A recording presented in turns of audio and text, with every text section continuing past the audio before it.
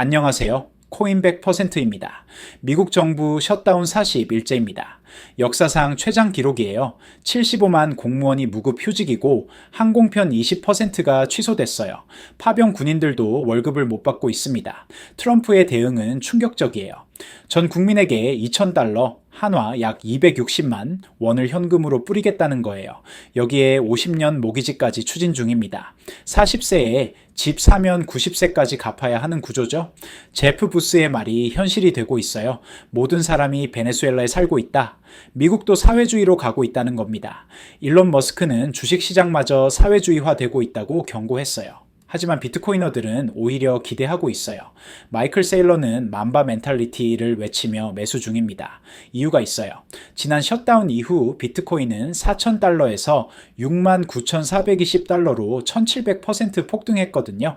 오늘은 셧다운의 진짜 의미, 부양책이 가져올 결과, 그리고 비트코인이 왜 유일한 해답인지 분석해 드릴게요. 숫자로 보면 더 명확해요. 75만 공무원이 무급 상태고 이들 중 일부는 필수 인력이라 일은 하는데 돈은 못 받고 있어요. 항공산업 타격이 심각해요. 공항 보안 요원 결근율이 15에서 20%예요. 이 때문에 항공편 취소율도 10에서 20%에 달합니다. 여행 산업 손실이 주당 10억 달러를 넘어요. 경제 성장률 전망도 급락했어요. 이번 분기 GDP 성장률 예상치가 2.5%에서 1.2%로 반토막 났습니다. 셧다운 일주일당 약 0.1%씩 떨어지는 패턴이에요. 정치적으로는 완전 교착 상태예요. 민주당 의원 5명만 넘어오면 해결되는데 아무도 안 움직여요. 중간 선거를 의식하고 있기 때문이죠. 역사를 보면 힌트가 있어요. 이전 최장 기록이 35일이었는데 2018년에서 2019년 트럼프 일기 때였어요.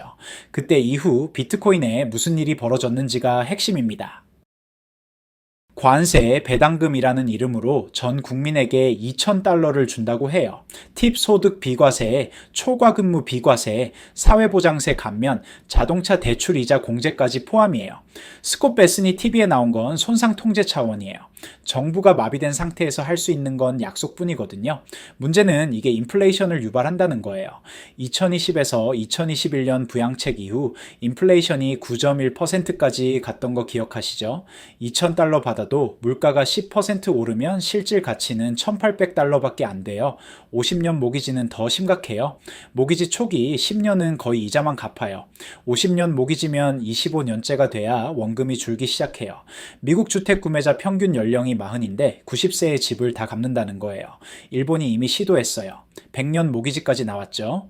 결과는 빈집률 13.6%, 850만 채가 비어 있는데도 집값은 여전히 비싸요. 시장 메커니즘이 완전히 망가진 거예요.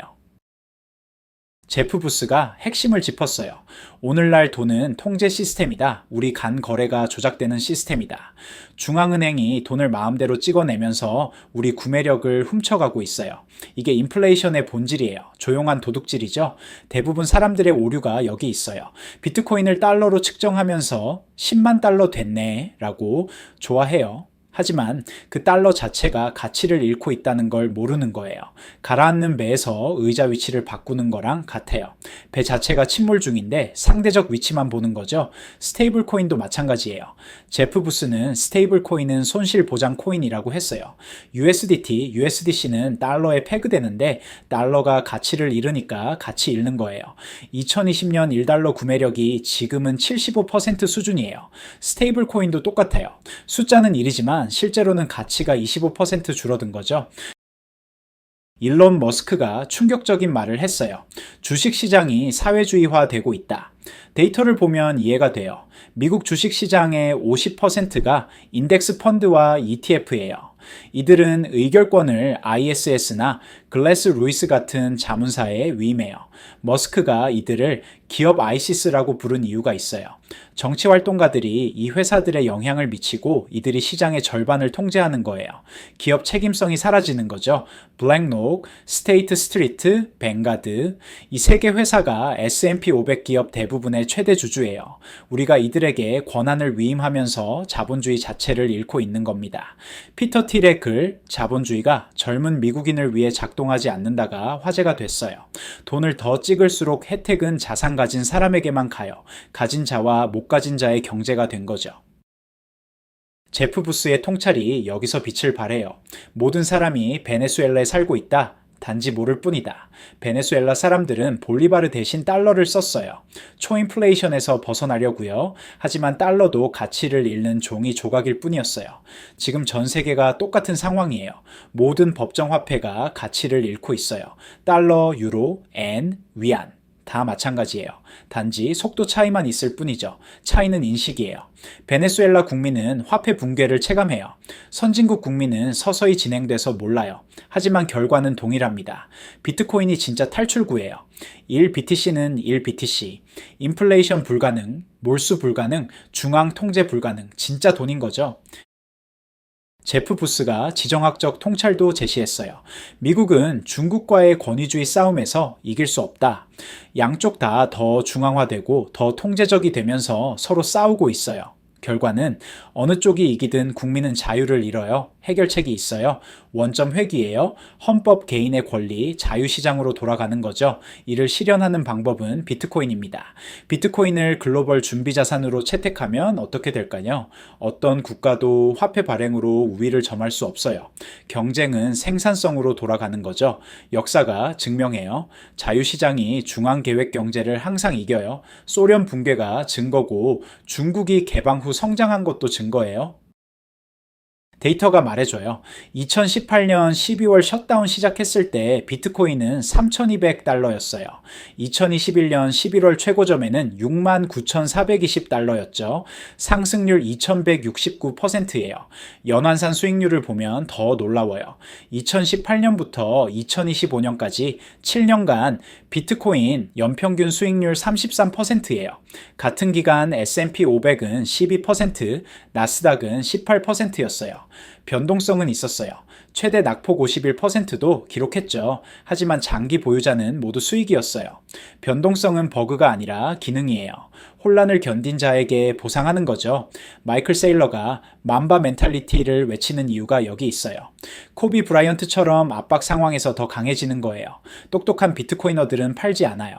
대신 비트코인을 담보로 대출받아 유동성을 확보하죠. 레딘 같은 플랫폼을 쓰면 소유권은 유지하면서 현금을 쓸 수 있어요. 재무부가 1조 달러, 한화 1,300조 원의 유동성을 시장에 풀 준비를 하고 있어요.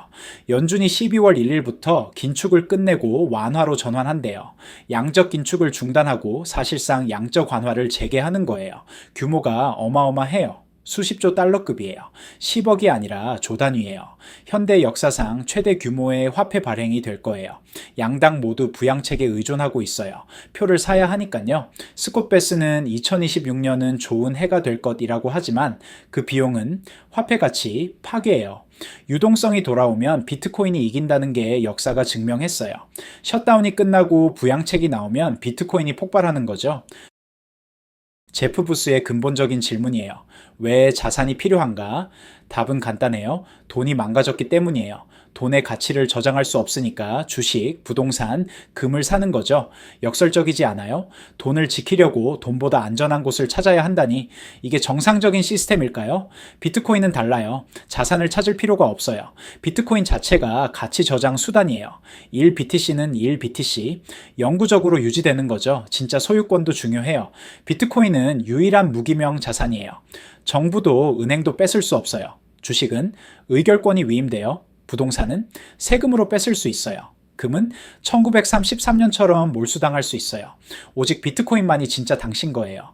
12개 또는 24개 단어만 기억하면 어디서든 접근할 수 있어요. 제프 부스의 말처럼 우리는 새로운 세계를 건설하는 거예요. 싸우는 게 아니라 기회를 활용하는 거죠. 무한한 기회가 있어요. 대부분 사람들이 모르니까 가치를 제공할 수 있는 거예요. 오늘은 정부 셧다운과 비트코인의 관계, 부양책의 실체, 그리고 왜 비트코인이 유일한 해답인지 분석해 봤습니다. 역사가 힌트를 줘요. 지난 셧다운 이후 비트코인은 1700% 폭등했어요. 이번에도 유동성이 돌아오면 비트코인이 이길 거예요.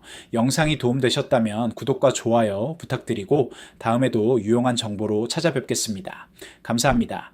제프 부스의 말처럼 우리는 새로운 세계를 건설하는 거예요. 싸우는 게 아니라 기회를 활용하는 거죠. 무한한 기회가 있어요. 대부분 사람들이 모르니까 가치를 제공할 수 있는 거예요.